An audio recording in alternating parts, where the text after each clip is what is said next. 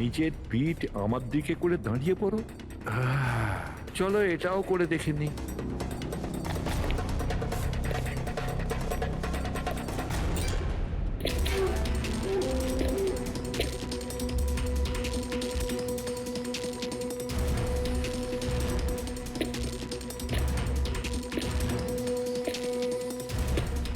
আপনি এসে গেছেন স্যার, আমি আপনার জন্য অপেক্ষা করছিলাম। ওইখানে আপনার ফাইলটা আছে, ওখানে পুরো ফাইন্যান্সিয়াল প্ল্যান পড়ে আছে এবং আমার স্থির বিশ্বাস যে আপনার খুব পছন্দ হবে।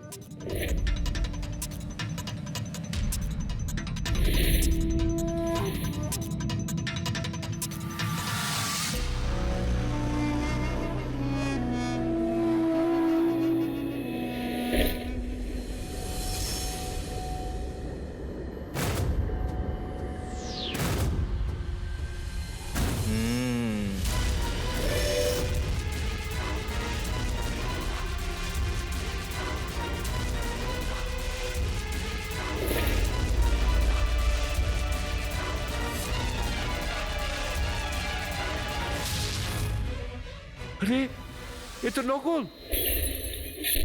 স্যার আমি কিচ্ছু করিনি স্যার, আমি আমি কাউকে খুন করিনি স্যার। এটা কি জানো? DNA report sir. তাহলে এটাও জানো যে এর রিপোর্টে কি লেখা আছে। আর তারপরেও তুমি চাইছো যে আমি মেনে নেবো যে তুমি কোনো দোষ করনি, তুমি দোষী নও। স্যার স্যার আপনি আমাদের শিখিয়েছেন সত্যের থেকে বড় এই পৃথিবীতে আর কিচ্ছু নেই স্যার। এই কেসটা সত্যিটাও তাই স্যার, আমি কাউকে খুন করিনি স্যার, সত্যি বলছি স্যার। আমি তুমি যদি খুন না করে থাকো তাহলে তোমার রক্ত ওই অস্ত্রতে লাগলো কি করে পঙ্কজ? আমি জানি না স্যার। Damn it! জানো না মানেটা কি?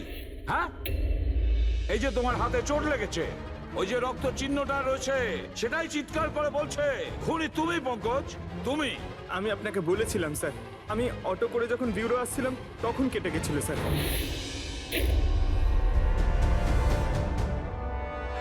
স্যার এটাও তো হতে পারে যে কেউ পঙ্কজকে ফাঁসানোর চেষ্টা করছে। পঙ্কজ যে লোকটা তোমার হাত কেটেছিল হয়তো সেই তোমার রক্তের স্যাম্পল নিয়ে গেছে ক্রাইম সিনে রাখার জন্য। স্যার না স্যার, স্যাম্পল ছিল না ওর কাছে। ও যখন আমার হাত কেটেছিল তখন সঙ্গে সঙ্গে রক্ত বেরোয়নি স্যার, ও চলে যাবার পর আমার রক্ত বেরিয়েছিল। ওর কাছে আমার স্যাম্পল থাকতেই পারে না স্যার। যদি তোমার রক্ত কেউ না নিয়ে থাকে তাহলে তোমার রক্ত ক্রাইম সিনে শুধু একটা কারণেই যেতে পারে পঙ্কজ, আর সেটা তখনই যখন তুমি ওখানে খুন করতে গিয়েছিলে। স্যার এ তো অদ্ভুত ব্যাপার। স্যার পঙ্কজ যদি মিথ্যে বলতো, আমাদের বিভ্রান্ত করতে চাইতো, তাহলে তো বলতেই পারতো যে ওর স্যাম্পল কেউ নিয়ে চলে গেছে, কিন্তু ও আমাদের সত্যি বলল। তাহলে ওর সত্যির কি কোনো দাম নেই স্যার? হ্যাঁ অভিজিৎ, সত্যির অনেক দাম আছে, কিন্তু আপাতত এই কেসের একটাই সত্যি, এই খুনের একজনই সাসপেক্ট, আর সে হলো পঙ্কজ।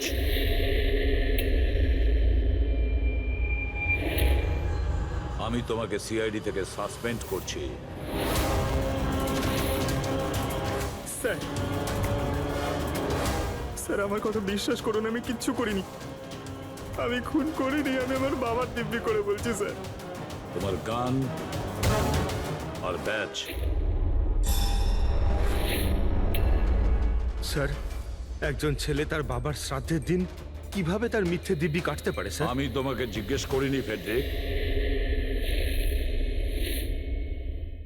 গান আর ব্যাচ।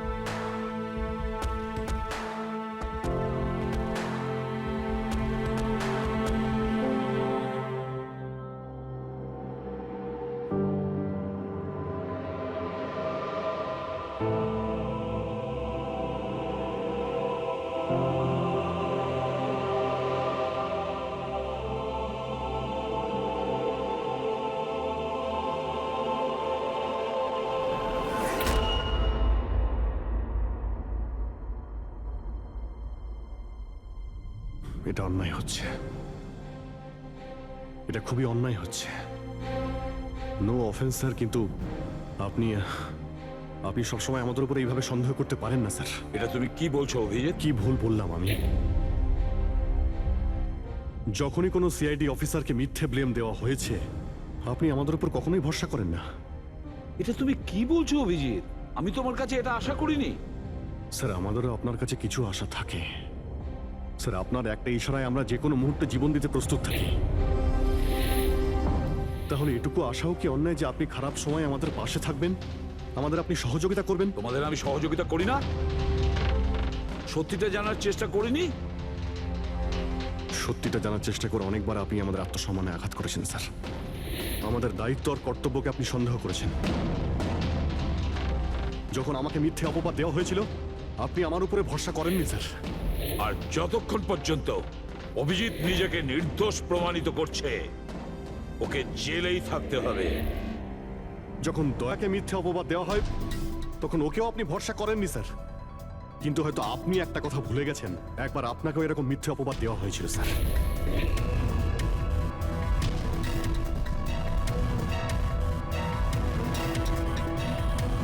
সেই মুহূর্তে আমাদের মধ্যে কেউ আপনাকে সন্দেহ করেনি। আমরা শক্ত দেওয়াল হয়ে আপনার সামনে দাঁড়িয়েছিলাম স্যার, যাতে আপনাকে কেউ ক্ষতি করতে না পারে। তাহলে আমাদের খারাপ সময় কি আপনি আমাদের পাশে দাঁড়াতে পারেন না? অভিজিৎ কোনো অপরাধীর থেকেও বিপজ্জনক একজন ইমোশনাল সিআইডি অফিসার। তুমি ইমোশনাল হয়ে যাচ্ছ অভিজিৎ। আমি তোমাকে এই কেস থেকে সরিয়ে দিলাম।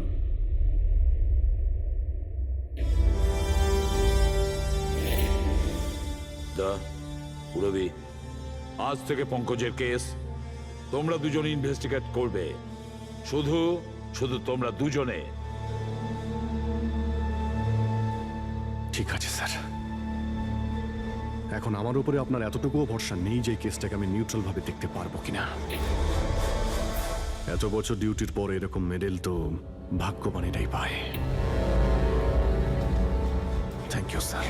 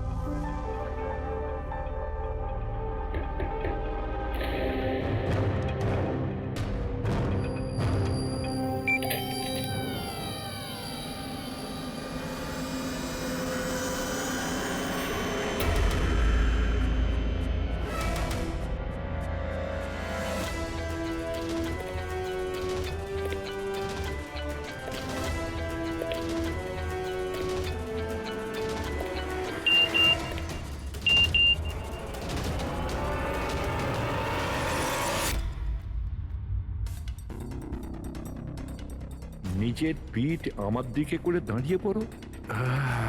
চলো এটাও করে দেখে নি।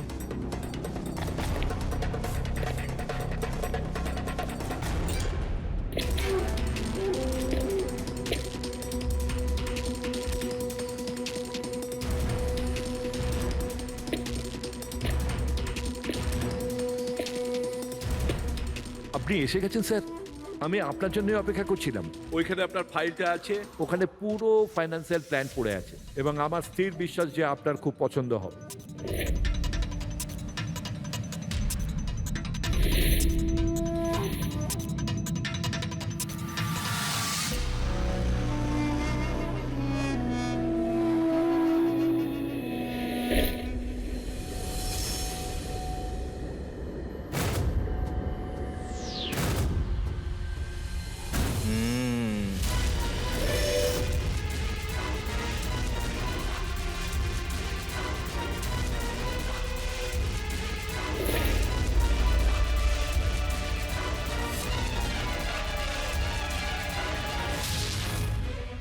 আরে এ তো নকল।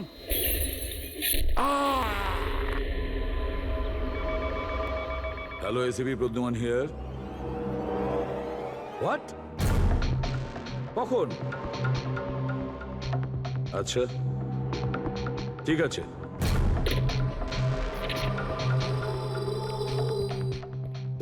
অভিজিৎ, বিক্রম বিজয় খুন হয়েছে। বিক্রম বিজয় মানে ওই কেলেঙ্কারি কেসের? হ্যাঁ হ্যাঁ, ওই বিক্রম বিজয় আজও আইনকে ফাঁকি দিয়ে পালাচ্ছিল, আর আজও খুন হয়েছে ওরই বাড়িতে।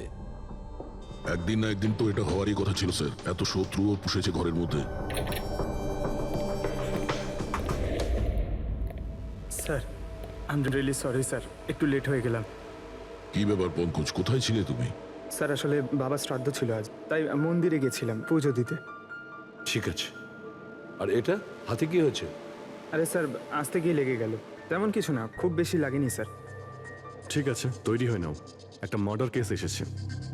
আর শোনো,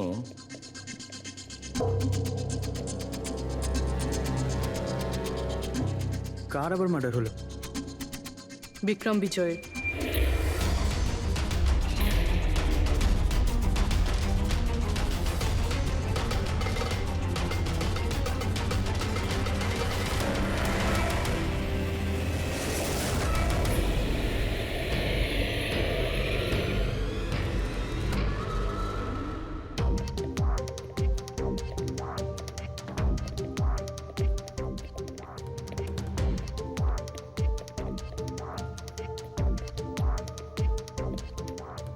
সিআইডি? হ্যাঁ, স্যার আমি গোপাল, বিক্রম স্যারের ম্যানেজার।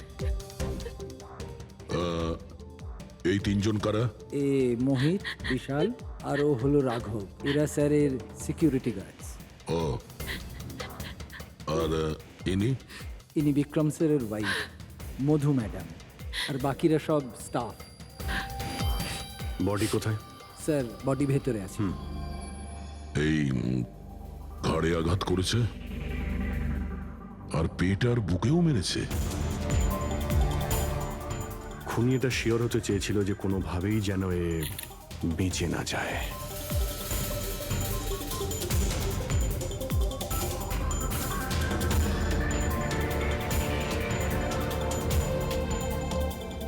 মনে হচ্ছে এটা দিয়ে আঘাত করেছে, এর ওপর।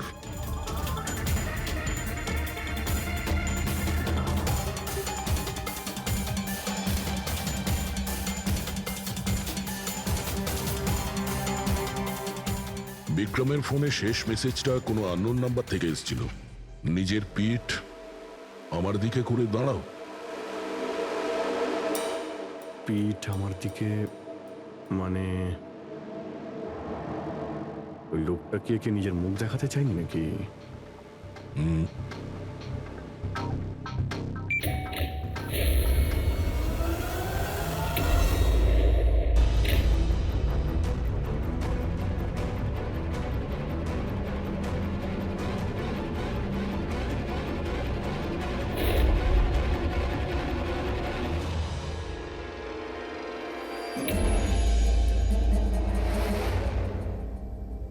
এই দেখুন স্যার, ফুলদানি থেকে আমি কি পেয়েছি। Audio recording device. Audio recording device মানে এই রুমের মধ্যে যা কথাবার্তা হচ্ছিল সেটা কেউ শুনছিল। স্যার ওর আমি নাম তো জানি না, কিন্তু ও যেভাবে প্রস্তুতি নিচ্ছিল ওটা দেখে তো মনে হচ্ছিল যেন ওনার কোনো বিশেষ ক্লায়েন্ট হবে, আর উনি বিক্রমের সাথে দেখা করতে চাইছিলেন। এই ক্লায়েন্ট বিক্রমের কন্ট্যাক্ট এলো কি করে? স্যার আমার জন্যে ও আগে আমাকে কন্ট্যাক্ট করেছিল।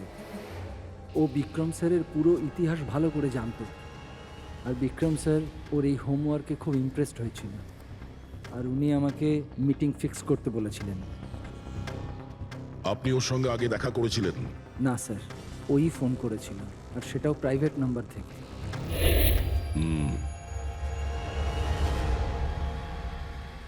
তাহলে আপনারা মিটিং এর আগে সবকিছু দেখে নিয়েছিলেন? হ্যাঁ হ্যাঁ স্যার। ওই রুমটা খুব ভালো করে চেক করে নিয়েছিলেন তো? হ্যাঁ। তাহলে এই অডিওর রেকর্ডিং ডিভাইস এটা রুমের মধ্যে এলো কি করে? স্যার এটা কোথায় ছিল? ফ্লাওয়ার পটের মধ্যে। ফ্লাওয়ার পটে? ওটা তো তুই চেক করেছিলিস না মোহিত? আমি চেক করেছিলাম স্যার, কিন্তু আমি এটা ফ্লাওয়ার পটে দেখতে পাইনি। দেখতে পাননি? আগে না। আচ্ছা, কিভাবে তুমি দেখলে না? ব্যুরো চলো, ওখানে সবাই খুব ভালোভাবে দেখতে পায়।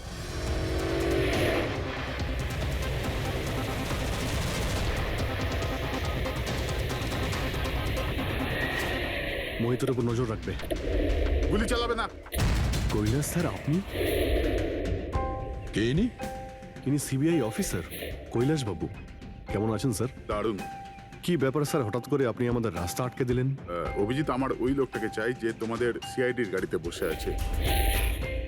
মোহিত? ও ও আমাদের অপরাধী স্যার, ওকে আমরা ব্যুরোতে নিয়ে যাচ্ছি ইন্টারোগেট করার না জন্য। অভিজিৎ, ও অপরাধী নয়, ও একজন সিবিআই অফিসার। কি বলছেন আপনি? এই মোহিত সিবিআই অফিসার? কিন্তু স্যার এ তো ওই বিক্রমের ওখানে গার্ডের চাকরি করছিল। দেখাবার জন্য, সত্যিটাকে লুকোবার জন্য। কিরকম সত্যি স্যার? মোহিত একজন আন্ডার কভার। ও আমার কথাতেই ওখানে ডিউটি করছিল, আর আমার কথাতেই ও বিক্রমের ওখানে রেকর্ডিং ডিভাইসটা লাগিয়েছিল। আর এই কারণে কিছুই বলতে হচ্ছিল না। আন্ডার কভার মরে যাবে, কিন্তু প্রোটোকল ভাঙবে না। না ঠিক আছে স্যার, ওই অ্যাকচুয়ালি কিছু জিজ্ঞাসাবাদ তো করতেই হবে, খুনের ব্যাপার তো, জাস্ট জেনারেল জিজ্ঞাসাবাদ। আর আমরা ওই অডিও রেকর্ডিংটা পেতে পারি স্যার? আমরা জানতে চাই যে খুনি আর বিক্রমের মধ্যে কি কথা হয়েছে। আপনি এসে গেছেন স্যার, আমি আপনার জন্যই অপেক্ষা করছিলাম। ওইখানে আপনার ফাইলটা আছে, ওখানে পুরো ফাইন্যান্সিয়াল প্ল্যান পড়ে আছে, এবং আমার স্থির বিশ্বাস যে আপনার খুব পছন্দ হবে। এটা নকল। আরে, মনে হচ্ছে এই বিক্রম বিজয় খুনিকে চেনে, সেই কারণে খুনি ওকে নিজের মুখ দেখতেই দেয়নি। আর যখন বিক্রম জানতে পারে যে যে টাকাগুলোকে দেওয়া হয়েছে সেগুলো নকল, তখন সে বিক্রমকে খুন করে আর ব্যাগ নিয়ে চলে যায়। একটা কাজ করি আমরা, এই মোহিতকে, আন্ডার কভার পুলিশকে কিছু জিজ্ঞাসাবাদ করি। আই এম সরি স্যার, এই কেসটা এখনো বন্ধ হয়নি।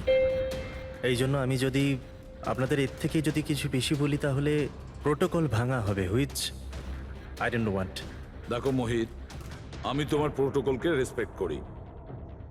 এমন তো কিছু পেয়েছো তোমার ইনভেস্টিগেশন চলাকালীন যেটা হয়তো তোমার প্রোটোকলের মধ্যে পড়ে না, আর সেই জন্য তুমি আমাদের কিছু বলতে পারো। কিছু তো একটা বলবে যে সূত্র ধরে আমরা খুনি পর্যন্ত পৌঁছতে পারি। আমি আপনাদের শুধু এটা বলতে পারি যে গত কয়েক বছর ধরে সিবিআই এই বিক্রমের পিছনে পড়েছিল। আজ থেকে 15 বছর আগে, সাল 2002-তে সিবিআই এক আন্ডার কভার অফিসারকেও বিক্রমের পিছনে লাগিয়েছিল কিছু বিশেষ প্রমাণ জোগাড় করতে, কিন্তু কিছু পাওয়া যায়নি। আর আনফর্চুনেটলি আমাদের এই অফিসার মারা যান। এক মিনিট, নাম কি ছিল এই অফিসারের? ইন্সপেক্টর অধিরাজ।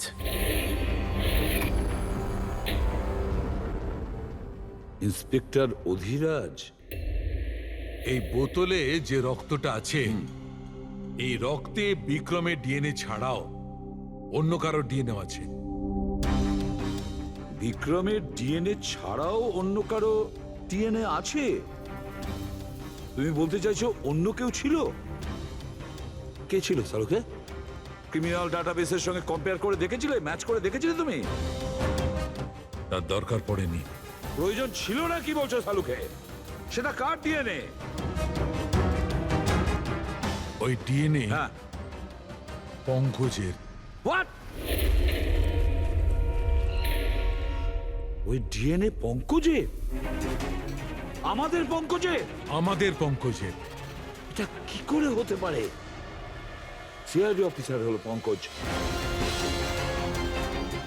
সিআইডি অফিসার পঙ্কজ খুন করতে পারে? আমাদের একজন অফিসার খুনি? কিন্তু স্যার, পঙ্কজ কেন খুন করতে যাবে?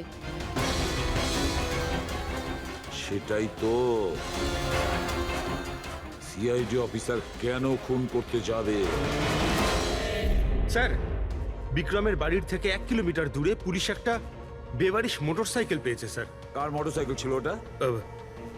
স্যার, ও পঙ্কজের ওটা।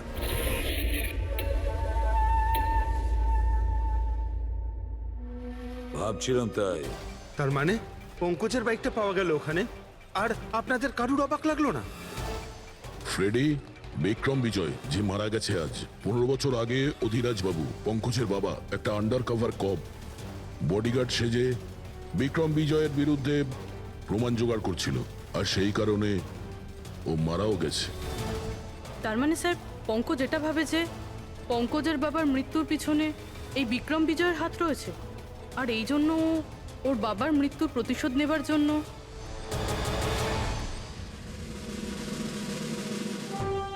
পঙ্কজ এখন কোথায়?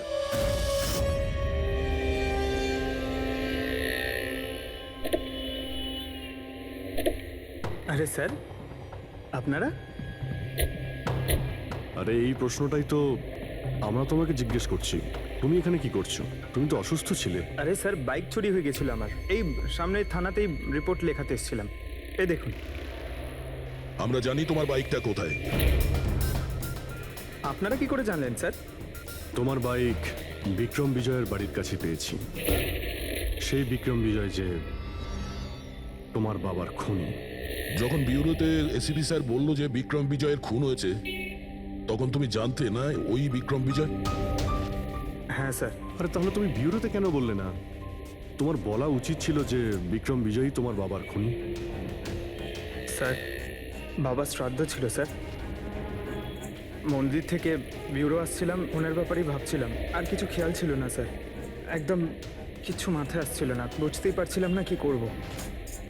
আর এই যে তোমার হাতটা কাটা, এক্স্যাক্টলি কি হয়েছিল? স্যার, এটা তো মন্দির থেকে যখন আমি অটোতে ফিরছিলাম।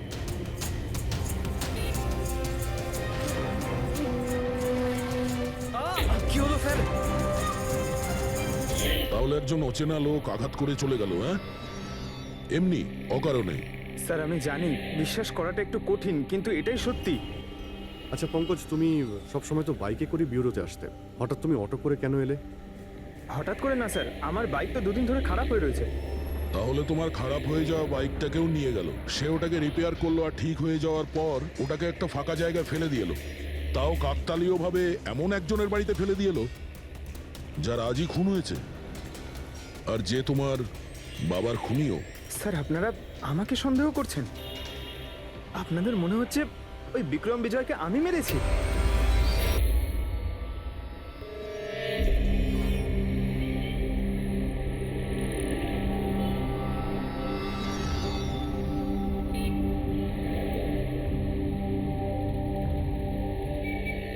যদি এই পঙ্কজ নিজের বাড়ি থেকে বিক্রম বিজয়ের বাড়িতে যায়, তো এখানে এই জাংশন থেকেই গিয়েছে।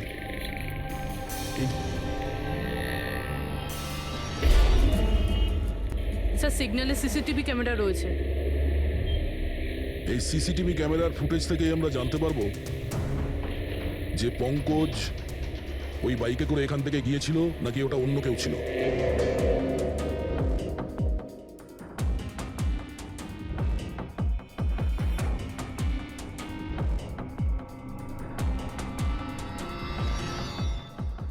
এক মিনিট রিওয়াইন্ড করো, পজ করো। স্যার, এই দেখুন, একে পঙ্কজের মতনই দেখতে লাগছে না? বাইকের নাম্বার হলো XYA4784। স্যার, পঙ্কজের বাইকের নাম্বারও এটাই? পুরবি, এই পঙ্কজ এতটা তো ভুল করবে না যে একটা অপরাধ করতে যাওয়ার আগে রাস্তায় আর একটা অপরাধ করবে, সিগন্যাল ভাঙা। নিশ্চয়ই কেউ আছে যে পঙ্কজকে ফাঁসাতে চাইছে, আর সেই কারণে ও সিগন্যালটা ভেঙেছে, যাতে আমাদের যে সন্দেহটা আছে পঙ্কজের উপর, ওটা আরো মজবুত হয়। কিন্তু স্যার, পঙ্কজকে কে ফাঁসাতে চাইবে?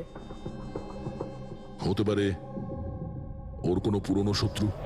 স্যার, আমার এমন কোনো পুরনো শত্রু নেই যে আমাকে ফাঁসানোর জন্য এরকম কিছু করবে স্যার। পঙ্কজ, খুব ভালোভাবে চিন্তা করো, কেউ তো হবে। না স্যার। যদি তোমার কোনো শত্রু না থেকে থাকে, তাহলে এই খুন তুমিই করেছো, তুমি।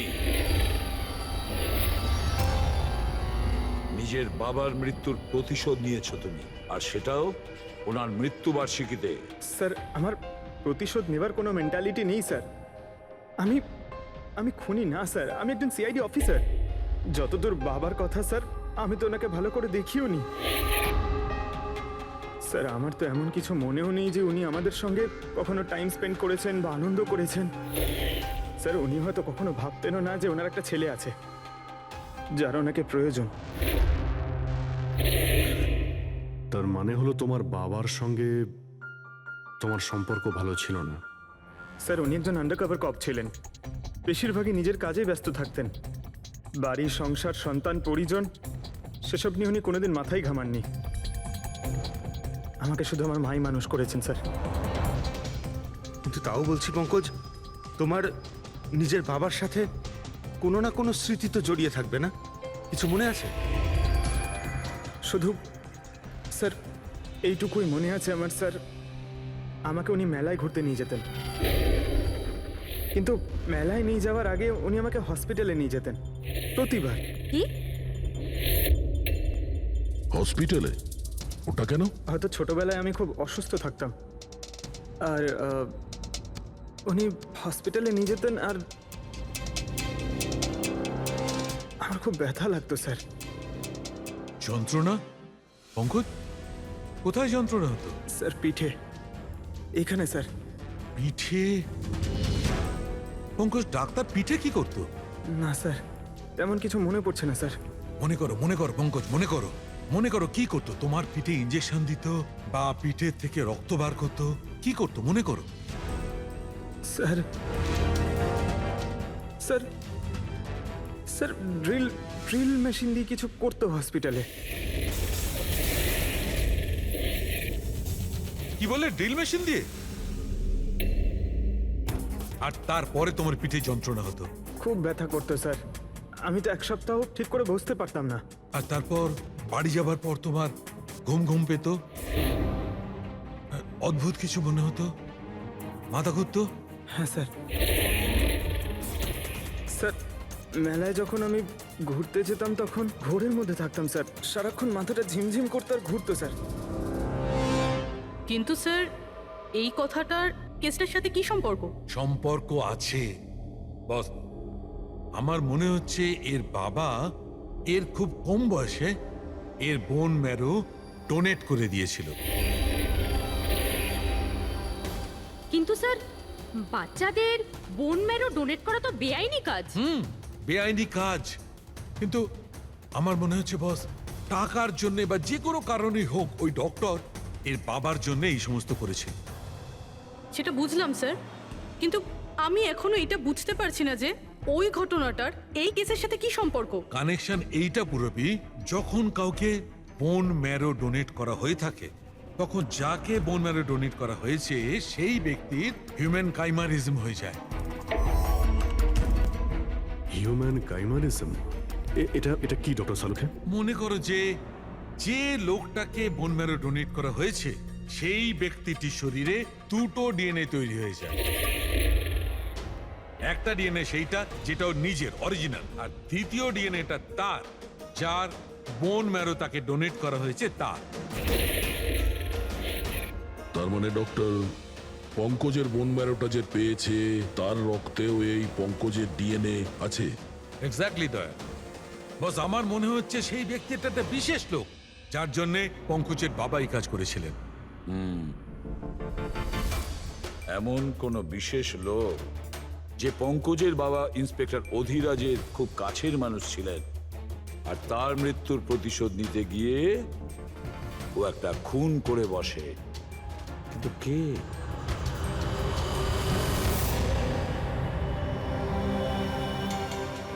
দয়া। Hi sir. Hello Abhijit. Hi Daya. Hello, good. Sorry, আপনাকে এরকম একটা জায়গাতে ডেকে আনতে হলো। অভিজিৎ, যে ইনফরমেশন তোমার দরকার ছিল সেটা না সিআইডি অফিসে দেওয়া যেত না আমার অফিসে? থ্যাংক ইউ স্যার আমাদের সাহায্য করার জন্যে। স্যার পঙ্কজ একজন সৎ অফিসার, আর যদি আপনার সাহায্যকে আমরা নিরাপরাধ প্রমাণ করতে পারি অভিজিৎ, তোমার মনে আছে এক বিপজ্জনক অপরাধী ছিল রাকা, তাকে ধরতে তুমি আমাকে সাহায্য করেছিলে। তা ধরে নাও আমি সেটারই ঋণ মেটাচ্ছি। এসব আপনি কি বলছেন স্যার? অ্যাকচুয়ালি আমাদের পঙ্কজের বাবা ইন্সপেক্টর অধিরাজের ব্যাপারে কিছু ইনফরমেশন চাই, যতটা আপনি দিতে পারবেন। আপনি কাজ করেছেন না ইন্সপেক্টর অধিরাজের সঙ্গে? হ্যাঁ দয়া, অধিরাজ খুবই সৎ ইন্সপেক্টর ছিল আর সাহসীও। আমার তো এটা বলতে গর্ব হয় যে আমরা একসাথে কাজ করেছি। স্যার অ্যাকচুয়ালি আমরা এটাই জানতে চাই যে ওনার আন্ডারকভার মিশনের সময় ওনার সঙ্গে কারো কি কোনো গভীর সম্পর্ক হয়েছিল? আই মিন কোনো নতুন পরিবার, সেরকম কিছু? অভিজিৎ, এই যে আন্ডার কভারদের যে দুরকম জীবন হয়, খুব কঠিন হয় সেটা সামলানো। এই পুলিশেরাও তো মানুষ হয় নাকি, আর তাদেরকেও সেই সীমাটা পেরিয়ে যেতে নেই যেটা ও পেরিয়ে গিয়েছিল। মানে ওনারও কারোর সঙ্গে ভালোবাসা হয়েছিল? ওনারও কোনো অন্য পরিবার ছিল? হ্যাঁ, অধিরাজের দ্বিতীয় স্ত্রী বাচ্চা জন্ম দিতে গিয়ে মারা গিয়েছিল। ও, আর অধিরাজ বাবুর মৃত্যুর পর এই দ্বিতীয় বাচ্চাটার কি হয়েছে? এই রহস্য সবসময় রহস্যই রয়ে গেছে। অধিরাজ ওই দ্বিতীয় বাচ্চাটাকে কোথায় রেখেছে, কিভাবে বড় করেছে, আর ওই বাচ্চাটা কোথায় গেল কেউ কিছু জানে না। আর এই যে বাচ্চাটা, মানে দ্বিতীয় বিয়ের বাচ্চাটা, কত বয়স ওর? এই পঙ্কজের থেকে 2-3 বছর বড় হবে। বিয়ে পঙ্কজের মায়ের সাথে আগে হয়েছিল, কিন্তু বাচ্চা দ্বিতীয় স্ত্রীর আগে হয়েছিল। হয়তো ওনার কোনো রোগ ছিল যার কারণে অধিরাজবাবু পঙ্কজের বোন ম্যারো ওকে দিয়েছিলেন। নিজের বাবার মৃত্যুর প্রতিশোধ নিতে হতে পারে খুনটা পঙ্কজের সৎ ভাইই করেছে। আর এখন প্রশ্ন এটাই যে পঙ্কজের এই সৎ ভাই কে সে, আর এখন কোথায়? আমার কিছু কিছু আইডিয়া হচ্ছে যে ওর সঙ্গে ঠিক কি হতে পারে। দেখুন স্যার, আমাদের আরো একটা সাহায্যের খুব প্রয়োজন। এই আন্ডারকভার মিশনের সময় আপনাদের সঙ্গে আর কারা কারা ছিলেন তার সবার ইনফরমেশন চাই,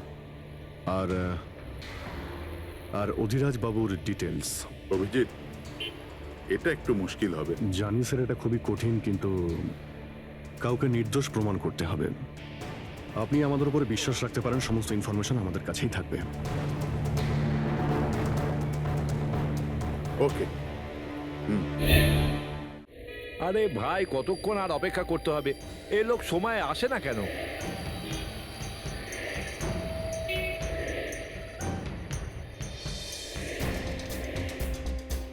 আরে ভাই, আধ ঘন্টা ধরে অপেক্ষা করছি।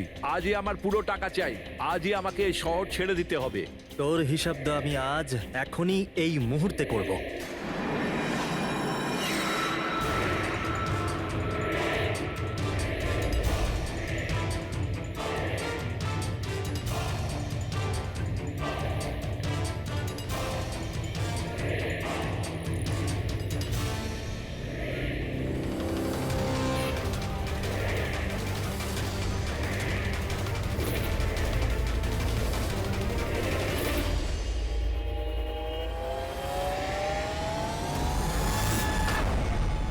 তোর অ্যাকাউন্ট সিআইডি বন্ধ করবে।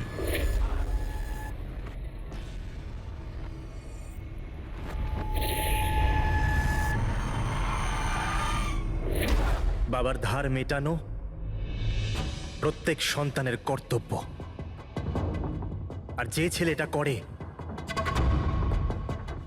তাকেই ভালো ছেলে বলা হয়, আর সেটা হলাম আমি। তুমি তো কিছু করনি, আমি নিয়েছি আমার বাবার মৃত্যুর বদলা। দেখো মোহিত, তোমাদের বাবা ইন্সপেক্টর অধিরাজ একজন সৎ, একজন কর্তব্যপরায়ণ পুলিশ অফিসার ছিলেন। কি ভাবছিলে তুমি তোমার মতন একজন অপরাধীর বাবা হয়ে গর্ব করতেন, নাকি পঙ্কজের মতন একজন সৎ সিআইডি অফিসারের উপর? তার সত্যি কথা বলতে তো বাবার সবসময়ই এই পঙ্কজের উপর গর্ব ছিল, আর ভালোবাসতো একেই বেশি। আমাকে তো উনি অনাথ আশ্রমে দিয়ে দিয়েছিলেন স্যার, যাতে ওনার দ্বিতীয় পরিবারের ওপর কোনো আঁচ না আসে। তুমি যখন এই কথাটা জানতে আমাদের কাছে এলে না কেন? আমি তো তোমার ভাই, একসঙ্গে ধরতাম বিক্রমকে, তাও আইনের পথে। চাই না আমার তোমার সাহায্য। আমাদের বাবার হত্যাকারীকে কিভাবে ধরতে হবে, কিভাবে ওর উপর প্রতিশোধ নিতে হবে, এর প্ল্যানিং আমি আগে থেকেই করে রেখেছিলাম, অনেক দিন থেকে। আর এটাই হলো কারণ আমার সিবিআই অফিসার হওয়ার। আর ঠিক আমার বাবার মতোই একটা আন্ডার কভার মিশনে গেছিলাম ওই বিক্রমের বিরুদ্ধে। কিন্তু এইবার তাকে সাজা দেওয়ার জন্য নয় স্যার, বরং ওকে শেষ করার জন্য। একজন সিবিআই অফিসার হয়েও তুমি অপরাধ করেছো। তোমাদের মতো অফিসারের জন্যই সবাই আইনের উপরে ভরসা করতে পারে না। এই কাজে কেতন তোমাকে সাহায্য করেছিল না?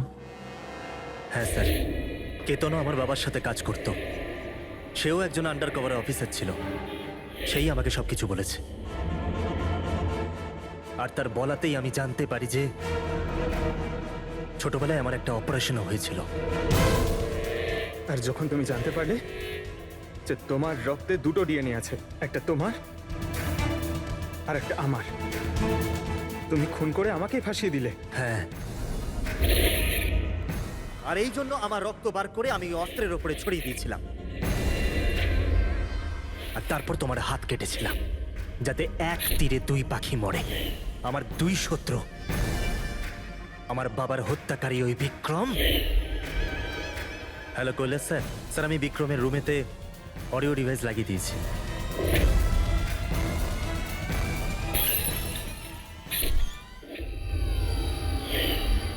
আর তুমি আমাকে এত ঘৃণা করার কারণ কি ভাই? কেন করবো না বলো তো?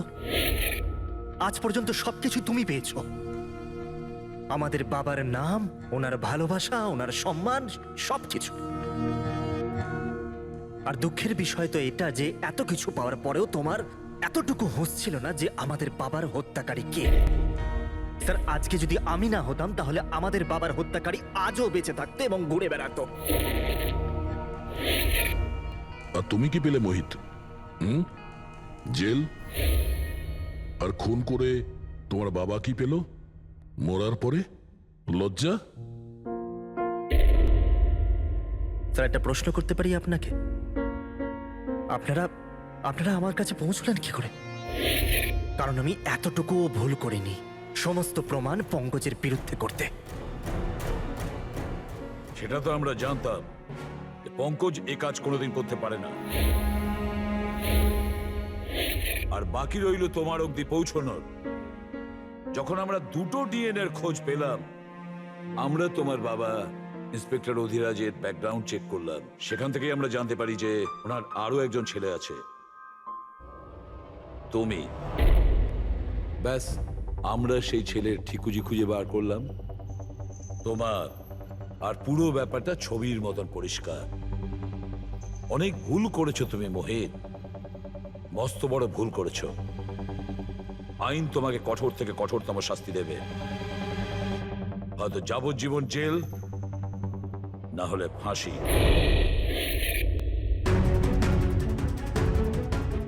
ফ্রেডরিক,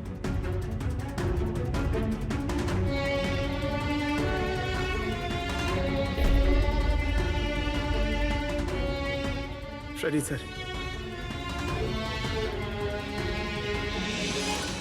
আমি জানি তোমার মনে শুধু আমার প্রতি ঘৃণাই আছে, কিন্তু আমি সত্যি জানতাম না আমার কোনো ভাই আছে। আমি জানি না তোমার সঙ্গে কি হবে, কিন্তু তুমি একটা কথা সবসময় মনে রেখো, আমি তোমার অপেক্ষা করব। I'll wait for you, brother.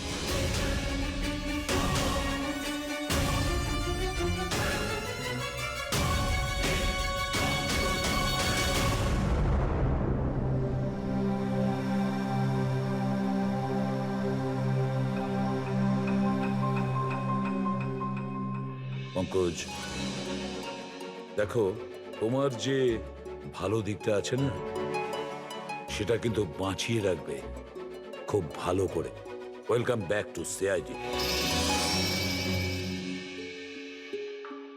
Thank you sir.